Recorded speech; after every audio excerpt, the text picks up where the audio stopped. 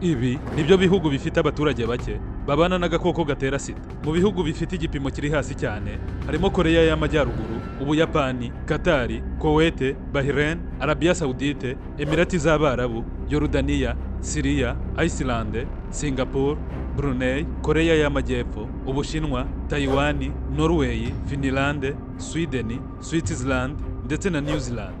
Mu bihugu byinshi muri ibi igipimo kiri munsi ya 0.1 ku bantu bakuru, ukuyemo Ubushinwa bwonyine bufite 0.9%. Ariko se niki gituma ibi bihugu bigira umubare muto w'abanduye aka gakoko? Impamvu zirimo gahunda zo gupima no kuvura hakiri kare, ubukangurambaga n'uburyo butandukanye bwo kwirinda ikwirakwira ry'aka gakoko.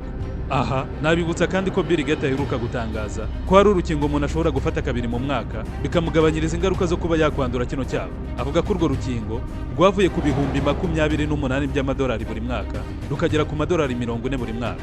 Bill Gates yatangaje ko gahunda yo kugabanya igiciro cy'uru rukingo ari ukugira ngo buri wese urukeneye abashe kuba yarwigondera nta mbogamizi z'amafaranga ahuye nazo.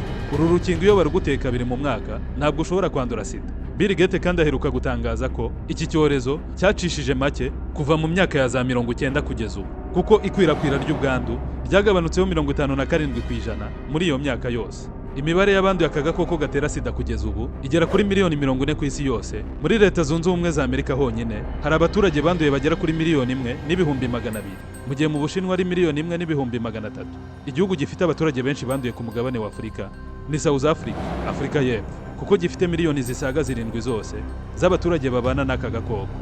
Ariko ukurikije umubare w'abaturage, Eswatini niyo yaza imbere kuko ifite abaturage bake bayituye, ariko ikaba ifite umubare munini w'abaturage babana n'ubu bwandu. Muri Swaziland cyangwa se Eswatini nk'uko bayita ubu, hari abaturage babana n'ubwandu bw'agakoko gatera sida bari hagati y'ibihumbi 185 kugera ku bihumbi 200. Bivuze ko hafi 24.8% by'abantu bakuru babana n'ubu bwandu muri iki gihugu cya Eswatini. Mu gihe mu Rwanda ho kugeza ubu hatuwe n'abaturage miliyoni 14,400,000 ababana n'ubu bwandu bakaba ari ibihumbi 236 nk'uko amakuru yo mu mwaka w'ibihumbi 2024 abigaragaza. Ese we ni ikihe gihugu utekereza ko gifite umubare muto kurusha ibindi? Andika igitekerezo cyawe hasi muri komenti kandi ukore subscribe kugira ngo inkuru zacu zizaze zikugeraho ku buryo bwihuse. Ntimukibagirwe kugaruka kutwumva. Mukande kuri subscribe abatarabikora kugira ngo ibiganiro byacu bizaze bibageraho ku buryo bwihuse, kandi mwibuke kudukurikirana ku mbuga nkoranyambaga zacu nka Facebook, TikTok, Instagram ndetse na X. Hose dukoresha Hunter Park. Munasure website yacu isheja.com.